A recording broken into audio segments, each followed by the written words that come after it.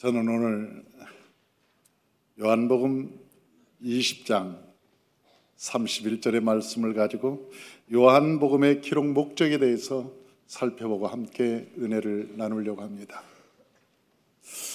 오늘 요한복음에는 이 20장은 아주 클라이막스가 기록되어 있는 것이죠. 그것은 예수님의 부활이 기록되어 있기 때문에 그렇습니다. 이 부활이 기독교의 본질입니다. 아마 기독교에서 부활이 없다면 기독교는 기독교라고 말할 수 없겠죠. 기독교는 무슨 종교인가 물어보면 부활의 종교라고 말할 것입니다. 부활이라고 하는 것은 기독교에서 매우 중요한 이야기입니다. 어떤 사람들은 예수 믿으나 석가 믿으나 아니면 종교는 다 똑같은데 왜 꼭 예수를 믿어야 돼? 기독교인들은 상당히 편협적인 사람들이야. 아니 자기들만 예수만 믿어야 구원받는다고 기독교인들은 얘기하는데 참 저 사람들은 못 말리는 사람들이야. 도대체 왜 그러는 거야? 그렇게 이야기하는 사람들을 전도하다 보면 종종 만나게 됩니다. 그런데 이 기독교는 부활의 종교이기 때문에 그렇습니다. 여러분, 저 석가라고 하는 사람은 이 땅에 와서 많은 이야기를 했습니다. 극락의 이야기를 했죠. 그런데 실상 그가 극락에 가지 못한 이유는 그의 무덤이 저 인도에 지금 찰수서에 있기 때문에 그렇습니다. 그의 무덤은 인도에 찰수서에 있고 그의 뼈는 지금도 보존되어 있습니다. 부활하지 못한 것이죠. 살아나지 못한 것입니다. 공자는 죽어서 중국 탕평향에 묻혔습니다. 그리고 그의 뼈는 지금도 그대로 보존되어 있고 그의 무덤도 그대로 있습니다. 그도 역시 살아나지 못한 것입니다. 저 마호메스라고 하는 사람도 저 아라비아 메카에 가면 그의 무덤도 있고 그의 뼈가 지금도 보존되어 있습니다. 그도 역시 죽은 뒤에 살아나지 못한 것입니다. 그러나 예수님께서 우리에게 말씀하시기는 나는 부활이요 생명이니 죽어 나를 믿는 자는 죽어도 살겠고 살아서 나를 믿는 자는 영원히 죽지 아니하리라. 예수님께서 그렇게 말씀하신 대로 예수님은 죽은 지 사흘이 되어서 부활하셨고 또한 부활체의 몸으로 수많은 사람들에게 40일 동안 나타나셨고 또 하늘로 올라가시면서 말씀하시기를 내가 너희가 본대로 내가 다시 오리라고 약속해 주셨습니다. 그래서 예수님의 무덤은 비어 있습니다. 예수님의 뼈를 찾을 수가 없습니다. 왜냐하면 그분은 죽은 자 가운데 살아나셨기 때문에 그렇습니다. 그러시면서 예수님께서 우리에게 말씀하시기를 내가 길이요 진리요 생명이니 나로 말미암지 않고는 아버지께로 올 자가 없다고 말씀하시면서 예수님께서 하늘나라로 가셨습니다. 그리고 우리에게 약속해 주셨습니다. 너희는 마음에 근심하지 마라. 하나님을 믿으니 또 나를 믿어라. 아버지 집에는 거할 것이 많도다. 그렇지 않았으면 내가 너희에게 이르지 않았으리라. 내가 너희를 위하여 영원한 처소를 예비하러 가노니 내가 가서 너희의 처소가 예비되면 내가 다시 와서 나 있는 곳에 너희도 있게 하여 주리라고 우리에게 약속해 주셨습니다. 주께서 호령과 천사장의 소리와 하나님의 나팔로 친히 하늘을 쫓아 예수님께서 다시 오시는 그날, 강림하시는 그날 예수 안에서 죽은 자들이 무덤에서 먼저 일어날 것이요 그리고 산 자들도 다 들려와서 공중에서 주님을 영접하리라고 데살로니가전서에는 우리에게 약속하고 있습니다. 그래서 부활이라고 하는 것은 매우 중요한 것이고 우리의 소망이 여호와께 있는 것은 죽을 몸이 다시 살아나 그분을 맞이할 것을 우리가 믿기 때문에 그렇습니다. 그래서 20장이라고 하는 이 요한복음 20장은 우리에게 매우 중요한 장입니다. 예수님께서 십자가에 달리시고 난 다음에 막달라 마리아라고 하는 사람이 예수님의 무덤을 찾아갔습니다. 그 막달라 마리아는 홍등가에서 술을 팔고 몸을 파는 여인이었습니다. 그런데 예수님을 만났습니다. 그런 인생을 살면서 얼마나 힘들고 고통스러웠던지 비가 오는 날이면 늘 머리에 꽃을 꽂고 희죽희죽 웃고 다니는 여인이었습니다. 그의 모습은 매우 아름다웠던 것 같습니다. 그런데 그 여인이 예수님을 만났습니다. 그리고 정신이 온전하게 되었습니다. 그를 사로잡고 있던 귀신이 떠났습니다. 예수님을 만나자 그는 인생의 참 소망을 발견했고 인생의 의미를 발견했습니다. 그래서 예수님을 따라다녔던 사람입니다. 막달라 마리아는 홍등가의 여인이었고 웃음을 팔고 술을 팔고 몸을 파는 여인이었지만 예수 그리스도를 만난 다음에는 모든 것을 청산하고 예수 그리스도의 제자가 되었습니다. 예수님은 이 막달라에 대한 비유에 대해서 이야기합니다.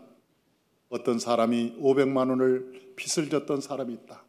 어떤 사람은 10억 빚진 사람이 있다. 누가 더 빚을 탕감받았을 때 고마워하겠니? 모든 제자들이 말했습니다.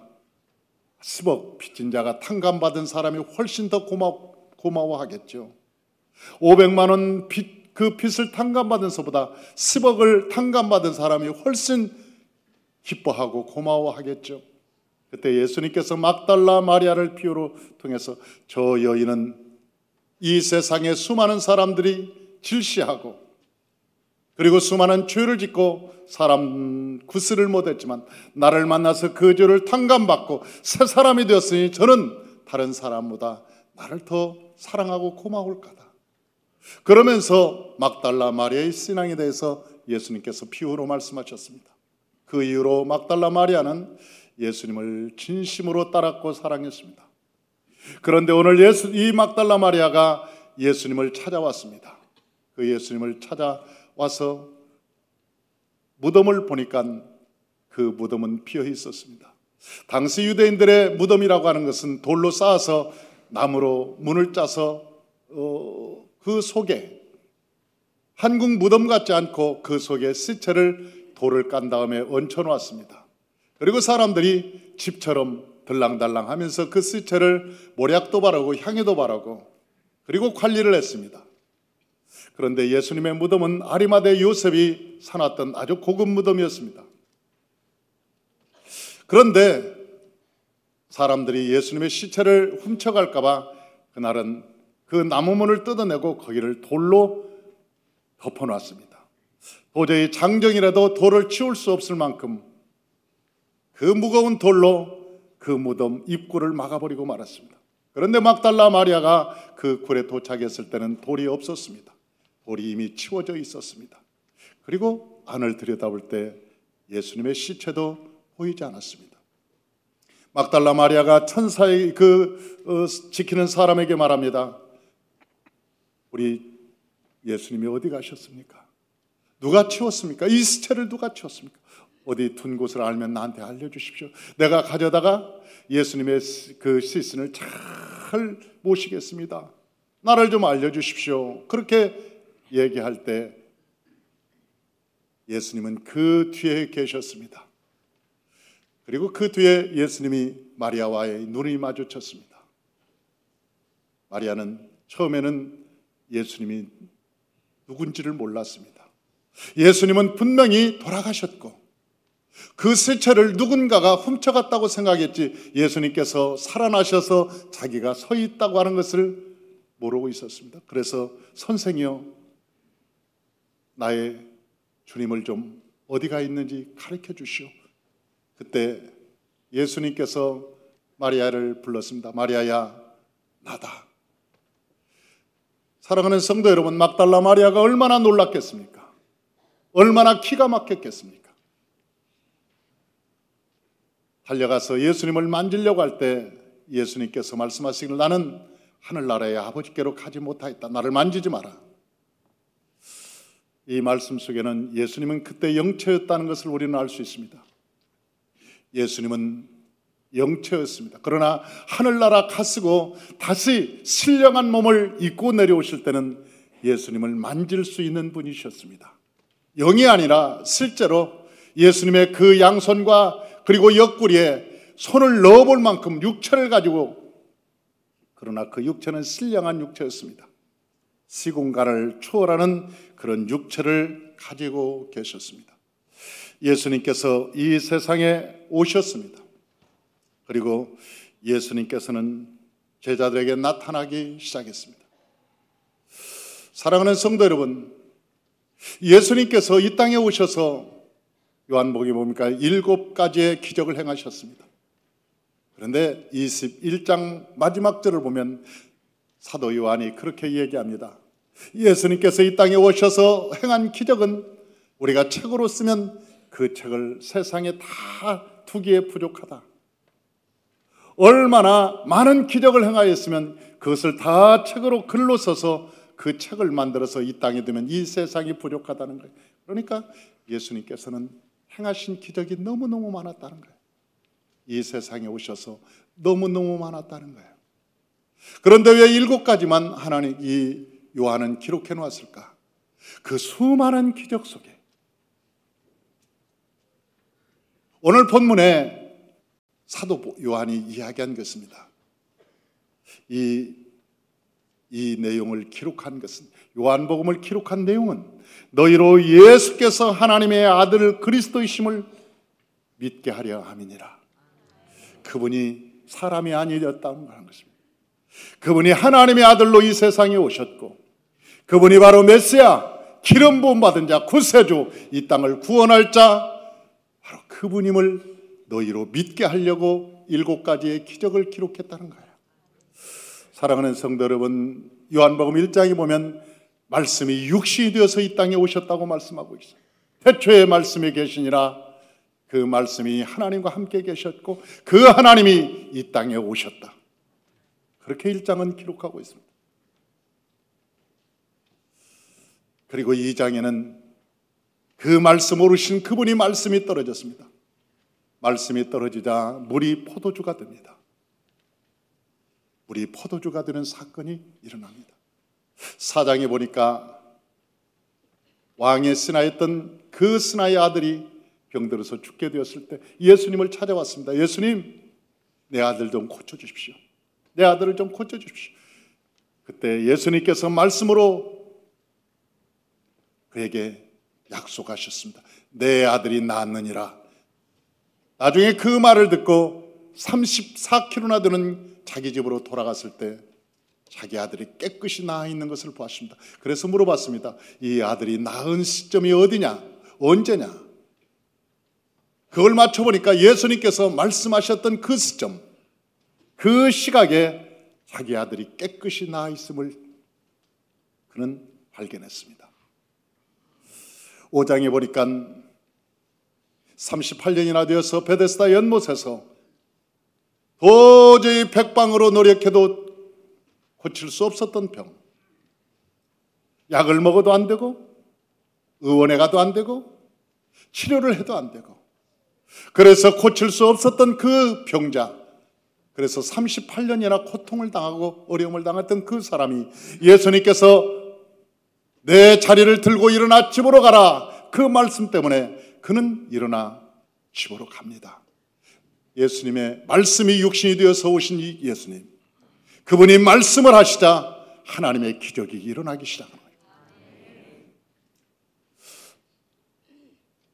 6장에 보면 예수님께서 기도하시자 떡 5덩이 물고기 2마리를 가지고 5,000명을 먹이고도 12바구니가 남았다고 얘기하고, 그분은 바다를 잠잠케 하시고 뿐만 아니라 바다를 걸을 수 있는 창조주 하나님이심을 성경은 말하고 있는 거예요.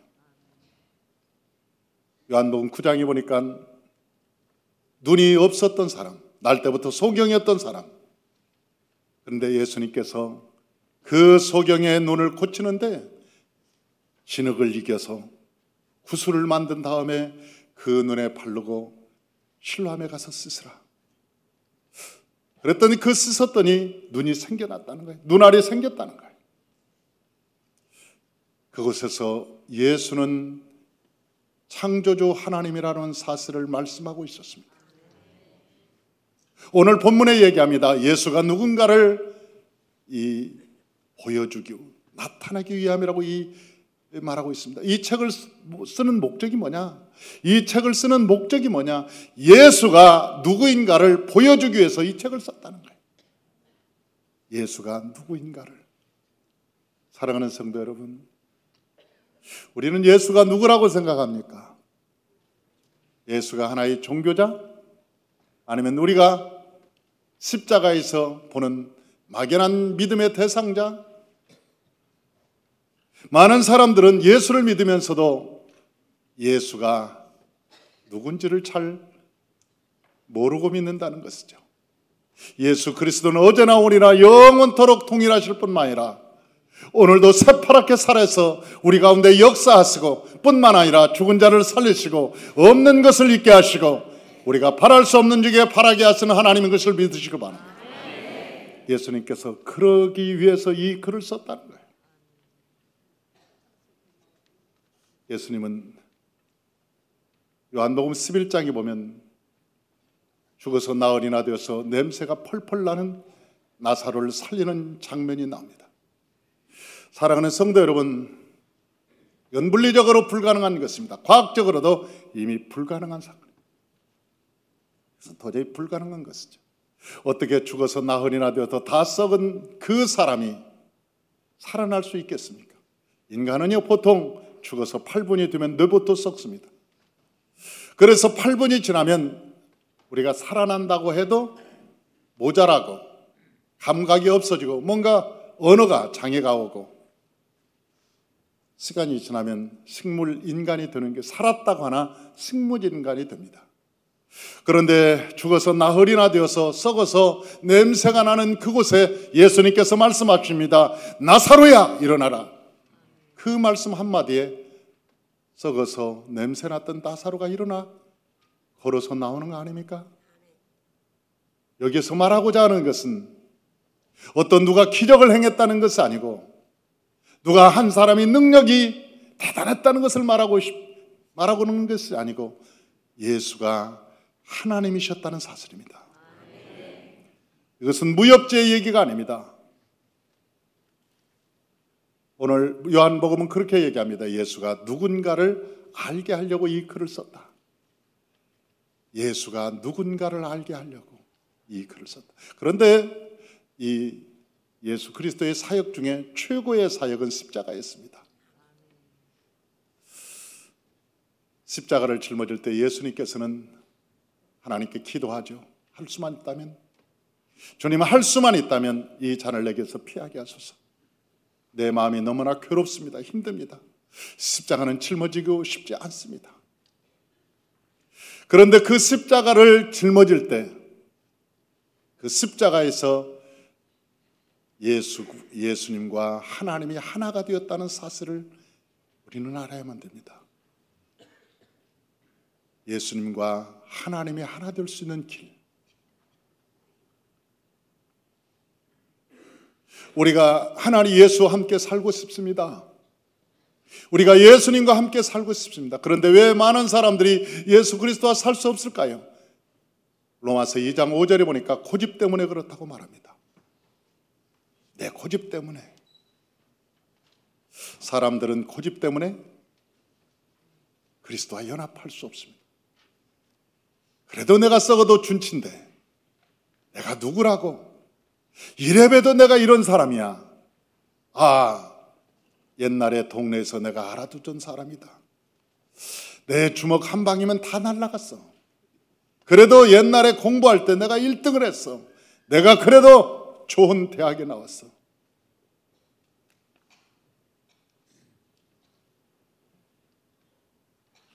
이번엔 금요철야 인도했던 우리 목사님께서는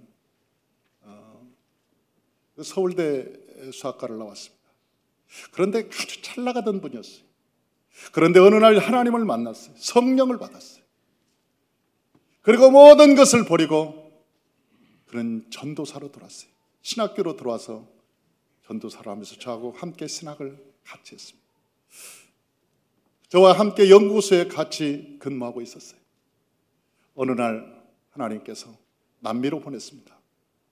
그 브라질 그곳에 가서 열심히 브라질의 원주민들과 함께 선교를 했습니다.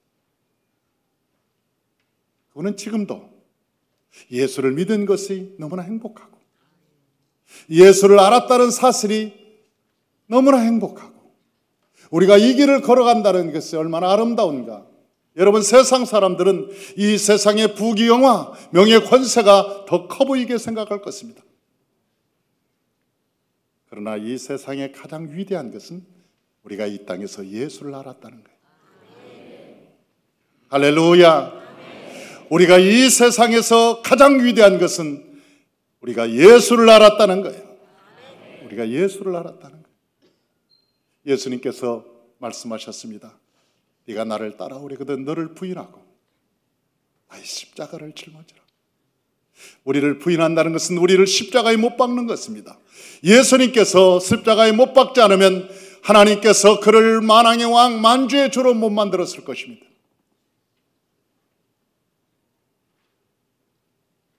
내가 죽으면 죽을수록 내 안에 계신 성령님은 위대해집니다. 내가 죽으면 죽을수록 내 안에서 성령은 성령으로 충만하게 역사할 것입니다. 십자가는 예수님과 하나님이 하나 되는 그 장소였습니다. 그 십자가가 없는 부활이 어디가 있겠습니까? 십자가 없는 부활이 어디가 있겠습니까? 부활은 반드시 십자가를 통해서 내가 죽고 그리스도가 살아나는 것이 부활의 역사라고 하는 것입니다. 사랑하는 성도 여러분, 저와 여러분의 이 정욕과 육신의 정욕과 이생의 자랑과 안목의 정욕을 십자가에 못 박을 때 내 안에 계신 거룩한 성령께서 우리와 연합해서 하나님의 영광으로 나타날 줄로 믿습니다. 할렐루야.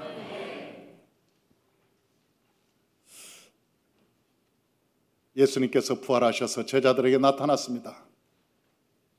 그리고 제자들에게 제일 먼저 내게 평강이 있을지어다 그렇게 말씀하셨어요. 인간에게 가장 큰 선물은 평강입니다. 하나님께서 우리에게 나타나셔서 제일 먼저 준 것이 평안하냐? 내게 평강할지어다. 사람이 건강해도 평안이 없으면 아무것도 없습니다. 아닙니다. 이 세상에 돈이 많아도 평안이 없으면 지옥 같을 것입니다. 우리나라의 대통령 중에 한 분이 대통령을 하면서 못해 먹겠다. 대통령 못해 먹겠다. 너무 힘들다. 그런 이야기를 자주 쏟아놓았습니다. 얼마나 힘들면 대통령이 되기를 그렇게 소망하고 그렇게 열심히 달려갔는데 대통령이 되고 나서는 너무 힘들다는 거예요. 어느 대통령 비서실장이 비서실장을 하면서 일을 열 몇 개를 뽑아냈대잖아요. 너무 힘들어서.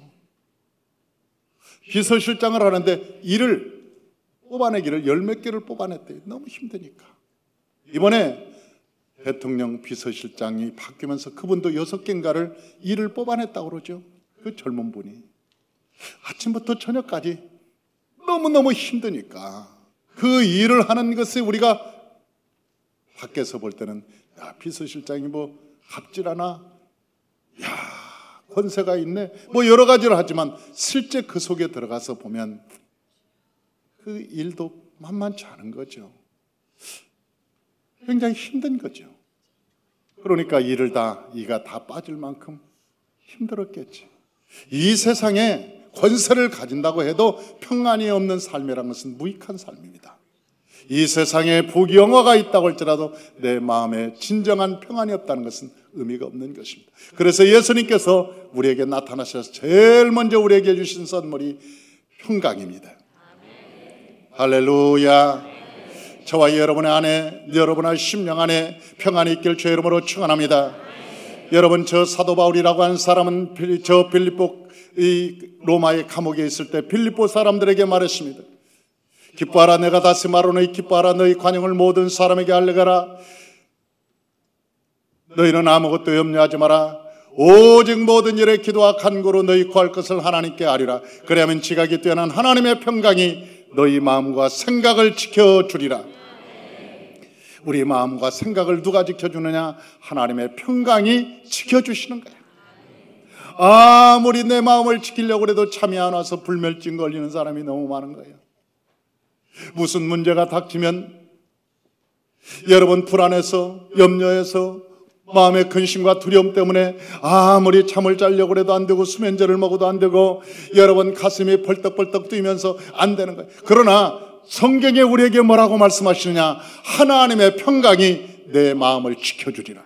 우리 마음을 지켜주면 뭐 천지가 개벽돼도 잠을 푹 잘 수가 있고 마음이 평안하면 세상에 염려 근심은 2차적인 거예요. 염려 근심은 2차적인 거예요. 그래서 이 세상에 가장 축복은 뭐냐? 그 어떤 것이 있을지라도 우리 마음에 평강이 있는 것이 축복이라는 거예요. 로마의 감옥에 있으면서도 불구하고 밖에 있는 사람한테 얘기합니다. 기뻐하라, 다시 말하노니 기뻐하라. 너희 관용을 모든 사람에게 알게 하라. 너희는 아무것도 염려하지 말고 오직 모든 일에 기도와 간구로 너희 구할 것을 감사함으로 아뢰라. 그리하면 지각이 뛰어난 하나님의 평강이 너희 마음과 생각을 지키시리라. 사도 바울은 감옥에 있으면서도 감옥 밖에 있는 사람한테 평강이 있을지라 기뻐하라. 아니 감옥에 있는 사람이 다시 말하면 감옥에 몸은 있지만 사도 바울의 마음은 평강이 지켜주셨다는 거예요. 평강이 사도 바울의 마음을 지켜주셨다. 여러분 얼마나 위대한 사건입니까? 그런데 평강을 유지 못하는 사람이 있었어요. 그게 바로 도마였습니다. 도마라는 사람은 예수님께서 부활하셔서 나타날 때 그 10명의 제자들 중에 없었어요. 12명의 제자였는데 한 명 유다라고 하는 사람은 예수님을 팔다가 결국 자살해버리고 말았고 그 나머지 11명이 있었는데 도마는 의심이 많고 그래서 염려와 근심과 걱정이 많고 예수님께서 십자가에 달리고 난 다음에 어디 숨었을 거예요. 집으로 가서 어디 숨었든지 벽장 속에 들어갔든지. 그런데 10명의 제자들이 다 모였을 때 유독 빠진 사람이 누구였느냐 하면 도마였습니다. 예수님께서 제자들에게 나타나서 평강을 주신 다음에 제자들이 평안해졌습니다. 그리고 많은 사람들에게 예수님이 살아났다고 말합니다. 예수님이 죽은 가운데 말씀하신 대로 부활하셔서 예수님이 살아나셔서 막 그러니까 도마가 그럴 리가 있나? 에이 그럴 리가 있나? 도마가 도대체 안 믿은 거예요. 그리고 제자들이 다시 모였을 때 도마도 거기에 함께 있었습니다. 그때 예수님께서 나타나셨어요. 그리고 말하기를 도마야 왜 네가 의심하느냐? 내 옆구리를 찔러봐라. 내 옆구리는 로마 병정이 창으로 옆구리를 찔러서 구멍이 나 있다. 양손과 양발에는 대못이 박힌 자국이 있다. 네가 직접 만져봐라. 그 도마가 옆구리에 손을 넣어보고 나서 진짜네. 이게 진짜 예수님인데 예수님이 살아났구나. 그때 예수님께서 말씀하시기를 보지 않고 믿는 것이 보고 믿는 것보다 복되니라. 세상에 믿음이라고 하는 것은 바라는 것들의 실상이요 보지 못하는 것들의 증거라고 히브리서 11장에 말씀하신 것 같이 믿음이라고 하는 것은 보고 믿는 것이 아니고 보지 않고 믿는 것이 진짜 믿음이라는 거예요. 춘향이가 변사또의 큰 수청을 거부한 이유도 낭군이었던 저 춘향이의 불령이 누구더라? 이몽룡이 같은 이씨인데도 잃어버렸어요.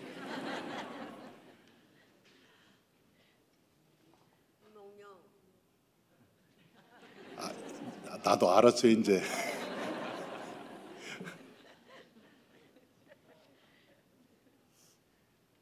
그 이몽룡에 대한 신뢰가 있었어요. 이몽룡이한테 편지가 안 왔다. 뭐 핸드폰으로 문자가 안 왔어도 그 마음의 신뢰가 언젠가 내 낭군이 올 거다. 내 낭군이 언젠가는 나를 찾아올 거다. 그런 신뢰, 믿음. 옛날에 우리 신학교 때 어느 학생이 친구죠. 같은 신학생이니까 날마다 밤마다 주님 만났다는 거예요. 어저께는 주님이 만나가지고 뭘 말씀하시고, 어저께는 뭐 주님께서 만나서 뭔 말씀하시고. 아니, 나는 한 번도 만난 적이 없는데 그 친구는 자꾸 하나님을 만났다니까, 아니 제가 너무 서운하더라고. 너무 서운해갖고 하나님 주님한테 물어봤어요. 주님, 나는 양자입니까? 나는 데려온 자식입니까? 왜 저 친구는 밤마다 만나주는데 왜 저는 안 만나줍니까? 저 좀 만나주십시오. 그랬더니 주님이 뭐라고 한지 아세요? 주님이, 쟤는 하루라도 안 만나주면 마음이 편한다. 쟤는 도저히 믿을 수 없는 애야. 하루라도 안 만나주면 마음이 휘까닥 변덕이 죽을 듯해서 내가 그런단다. 그러나 너는 내가 안 만나도 진득하게 믿지 않잖니. 보고 믿는 것보다 보지 않고 믿는 것이 더 복되단다. 내가 그래서 하나님이 나를 믿는구나, 하나님께서 나를 믿어주는구나, 그런 생각으로 그 다음부터는 내가 하나님 만나자고 얘기 안 했어요. 하나님, 주님께서 말씀으로 오셨으니 내가 믿습니다. 그리고 믿음으로 나아가니까 하나님께서 내 믿음대로 역사하시고 그 믿음대로 가는 곳에 하나님의 놀라운 영광이 나타나더라고요. 할렐루야. 사랑하는 성도 여러분, 저 부활에서 저 도마에게 나타나시고 또한 부활에서 나중에 40일 동안을 다니시면서 수많은 사람들에게 부활의 모습을 보였습니다.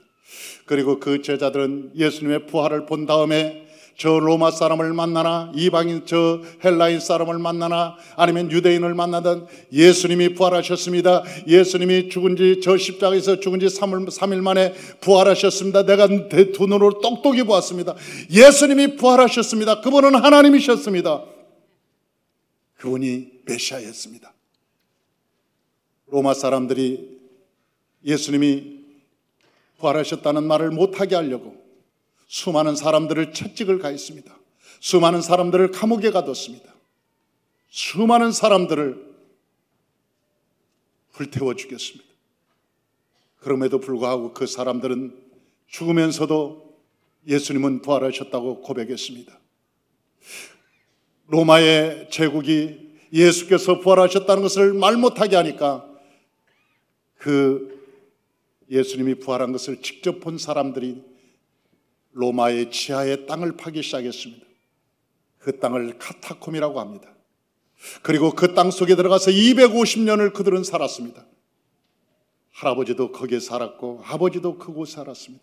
그리고 손자도 그곳에 살았습니다. 지금 우리가 성지순례에 가면 저 로마의 카타콤이라고 하는 지하 동굴이 있습니다.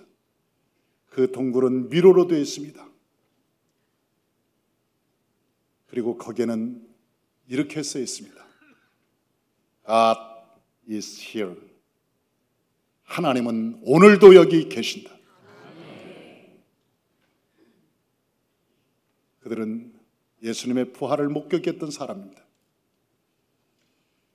그들은 예수 그리스도께서 부활하셔서 죄와 사망을 이기셨던 것을 직접 체험한 사람들이었습니다.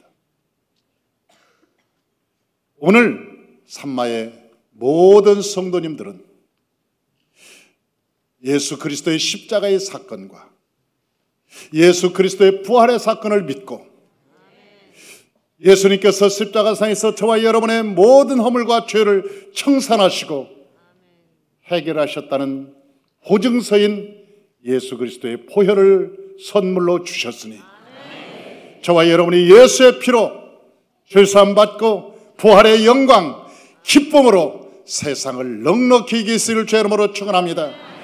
여러분, 가난이 온다고요? 가난도 예수 이름으로 물리칠 수 있습니다. 여러분에게 질병이 온다고요? 그 질병도 예수 이름으로 물리칠 수 있습니다. 여러분의 삶에 수고하고 무거운 짐이 있을지라도 예수께 나와서 하나님께 기도하고 간구하고 구하면 하나님께서 구하는 것은 넘치는 은혜를 주시고 환경과 삶의 결박을 풀어주시는 것입니다.